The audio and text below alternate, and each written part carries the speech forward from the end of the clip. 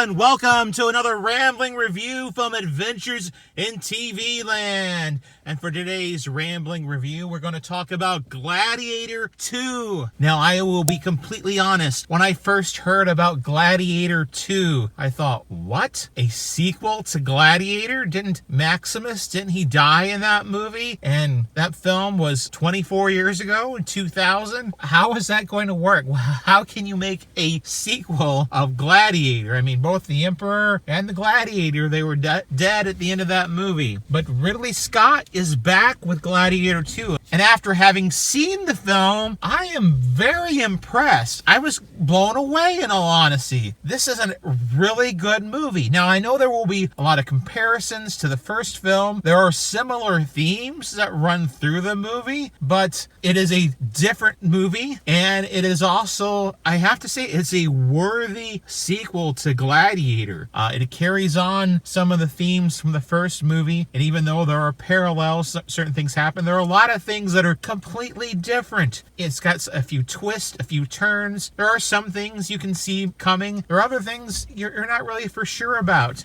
The general synopsis of the film is that the character that is played by Paul Mescal is known as Hammond at the beginning of the movie. City in Africa. He's living in the city. It's invaded by the Romans, led by the general. The general is played by Pedro Pascal. There is this epic battle occurs on the battlefronts of the wall around the city, and the people, they are conquered by the Romans. And Mescal's character, Hammond, he's taken back to Rome, becomes a gladiator. But as the course of the movie, as the movie progresses, you learn something about his character, and his real name is Lucius. And he was actually, his character was a young boy in the very first movie in Gladiator, and there's some tie-ins to that. There's some references, some allusions, and he's actually a much more important character than you would first realize. Conflict for Lucius, his conflict, what is he going to be? Is he just going to be this gladiator, or is he going to, use the platform that he is given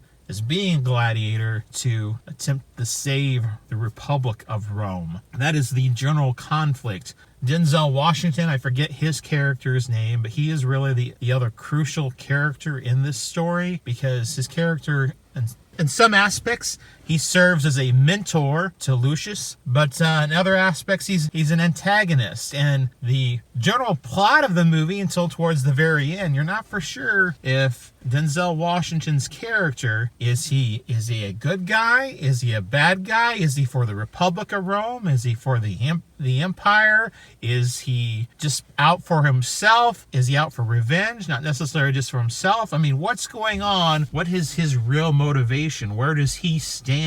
Everything that is going on.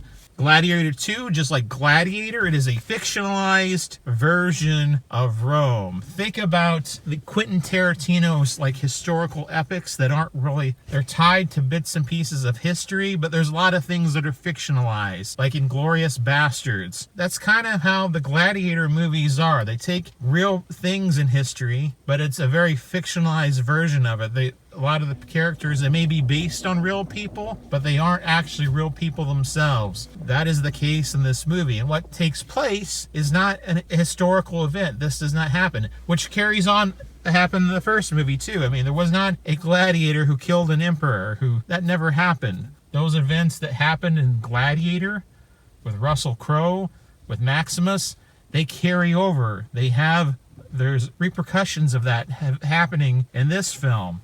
Ties together with that, even though this is in many ways a standalone movie. You could watch it as a standalone movie, but it's the second part of a continuing story. I did find out after watching the movie, Ridley Scott actually has a third Gladiator movie in mind. He has an 8-page treatment that he has written, and he would like to make a third movie, to make this a trilogy of films. After having seen this movie, I would like to see that movie. Now, the film, it ends on a way that if there is not a third movie, that's fine. However, it also ends in a way that kind of sets things up for a third film. So if the third movie comes about, this movie ends in a way that the stage is set. And in some ways, I just want to see how this history of Rome, how it unfolds. So this fictionalized version of Rome, what happens? What if Rome, the Republic of Rome, not the Empire, but what if the Republic of Rome did not fall? What if the Republic was saved? Was not led by emperors, but was led instead by the Senate and by more democratic rules.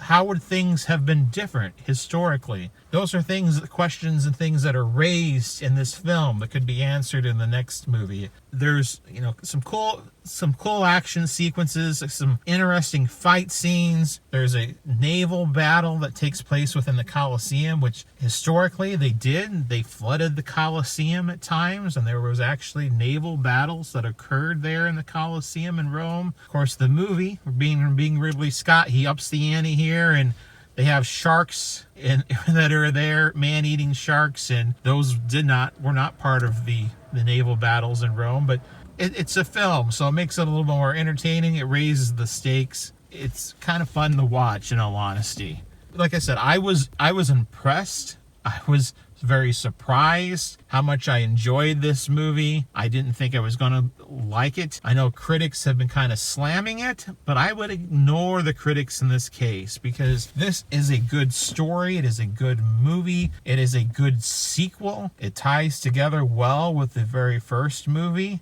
You watch them back to back and you've got a larger story that takes place. It actually improves upon what happened in the first movie.